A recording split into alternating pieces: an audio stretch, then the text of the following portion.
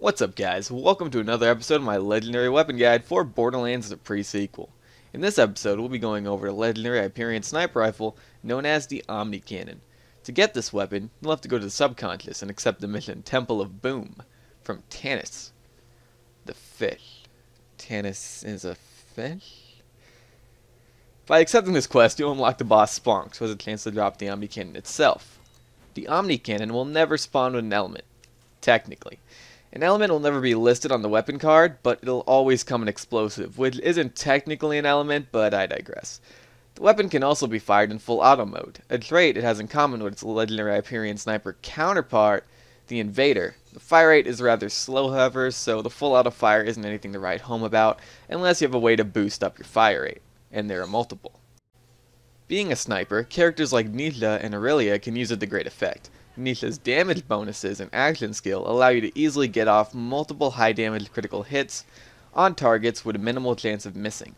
As for Aurelia, her sniper skill tree and her action skill's ability to freeze enemies without having to switch weapons allows her to get off massive headshot damage as well, but even though their bonuses greatly add to the Omnicannon's potential, they can also add to almost any other sniper's potential even more. Using the Omnicannon will more often than not be a waste of a weapon slot. You can practically use any other sniper and have it do a better job.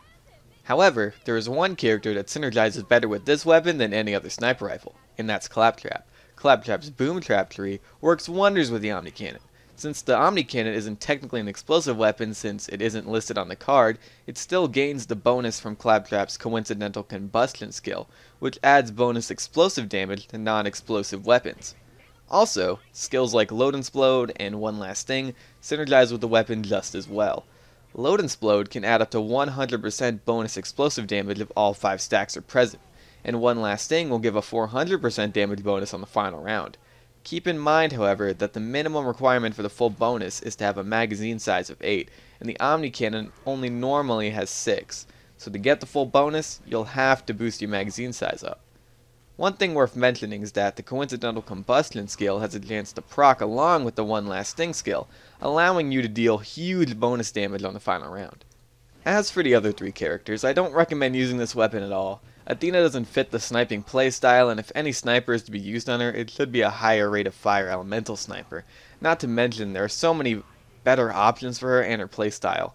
As for Wilhelm and Jack, even though the weapon can be used to decent effect on them, it isn't really worth running over any other weapon. And if you really want to use a sniper on them, there are much better choices. Claptrap is frankly the only character who can do something unique with the weapon, and on any other character it is more of a handicap than anything else. Hyperion snipers in general are rather lackluster and should really only be used if it's your only option. The other brands just make such better sniper rifles that picking up any Hyperion one is just a waste. As far as legendaries go, I wouldn't rank this one very high, and I wouldn't recommend spending the time to go farm for it unless you're a Claptrap player. If you want a good legendary sniper rifle, go pick up a Longnail. Or, if you don't care about the rarity, a purple or glitch Maliwan sniper with a Maliwan barrel, or a Vladov sniper with a Vladov barrel are great choices as well, and aren't very hard to come across. And that's pretty much it guys. I want to thank you all for watching. I very much appreciate it, and now I'm going to see you guys later. Bye! What's up again guys, in case you didn't already know, there are 2 other legendary weapons you can get your hands on inside the subconscious, one being the Thunderfire and another being the Meganade. To see the legendary weapon guides for those weapons, go ahead and click on their annotations on screen right now. And thanks again for watching, I'm going to see you guys later.